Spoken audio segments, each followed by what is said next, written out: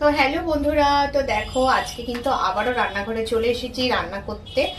আর এখন হলো সন্ধ্যাবেলা। তো সন্ধ্যাবেলা ছেলের বায়না হলো এখন চাউ খাবে। তো ভাবলাম তাহলে একটু চিকেন চাউ বানিয়ে দিই, ঘরে একটু চিকেন ছিল। তো সেই চিকেনটা দিয়েই এখন ভাবছি ওকে একটু চিকেন চাউ বানিয়ে দেবো।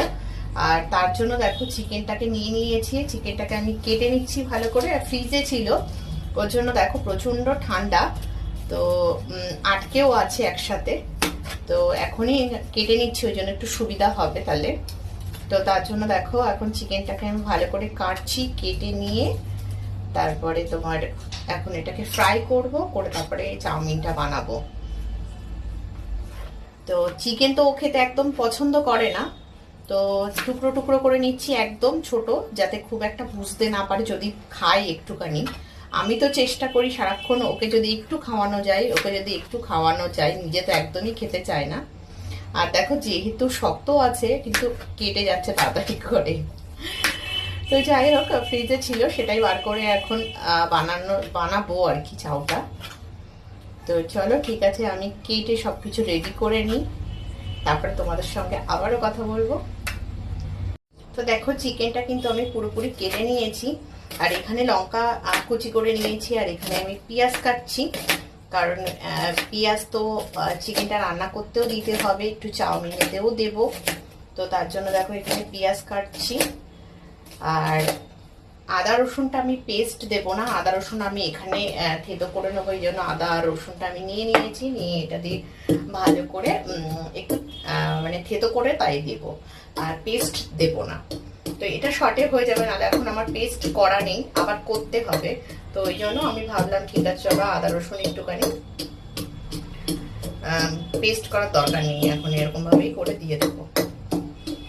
তো তার জন্য এটা করে এবার চটজলদি হয়ে যাবে। এবার সবকিছু রেডি করে নিলে কিন্তু আর টাইম লাগে না করতে, তো তার জন্য তাড়াতাড়ি আগে রেডি করে নিচ্ছি। মুখের মধ্যে চলে এলো কি মা? মুখে চলে এলো রসুন আর আদা থেতো করছি, সেটা আবার চলে এলো আমার মুখে। কি করে চলে গেল মা? এই যে এরকম করতে করতে চলে এলো। তো যাই হোক, সোনা এখানে এসে দাঁড়িয়ে দেখছে যে আমার কতটা হলো রেডি, মানে চাউটা কি রেডি হলো, তো সেটাই দেখছে সোনা। তো ঠিক আছে চলো এবার মাংসটা বসিয়ে দিই। ওদিকে আমার চাউটা কিন্তু আমি সেদ্ধ করেই নিয়েছি, এই দেখো চাউটা সেদ্ধ করে রেখে দিয়েছি, এখানে কড়াই বসিয়ে দিয়েছি, এবার রান্না শুরু করব। তো ওদিকে দেখো আমি চিকেনটা বসিয়ে দিয়েছি, আর ভাবছি ততক্ষণে শসা পেঁয়াজটাও একটু কেটে নিই। তো তার জন্য শসাটা আর পেঁয়াজটা কাটতে শুরু করেছি, কারণ একা হাতেই সবকিছু করতে হবে, তো আস্তে আস্তে তাড়াতাড়ি করে না করলে তো দেরি হয়ে যাবে করতে। দেরি তো হয়ে গেল। না না, এক্ষুনি ঝটঝট করে দেবো। এই দেখো শসাটা কাটা হয়ে গেল, পেঁয়াজটা শসাটা কেটে নিচ্ছি, আর এদিকে দেখো আমি চিকেনটাও বসিয়ে দিয়েছি। তো দেখো এই দেখো চিকেনটাও কিন্তু প্রায় হয়ে গেছে, এই দেখো।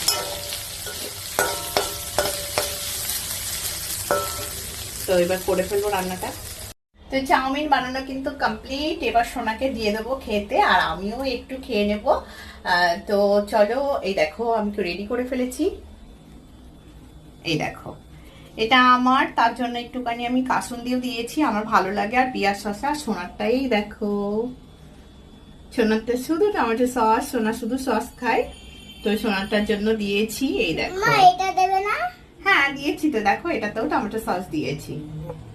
তো দেখো চাউমিন কিন্তু ঝটঝট করে রেডি করে ফেললাম। তো দেখো এবার কিন্তু বসে পড়েছি, আমি চাউমিনটা নিয়ে এসেছি ঘরে, নিয়ে এসে খেতে বসে পড়েছি। তোমরা যদি কেউ খাবে মনে করো এখন আসতে পারো, অনেকেই তো জানো আমি রামতলাতে থাকি, অনেকেই আসো। তো চলো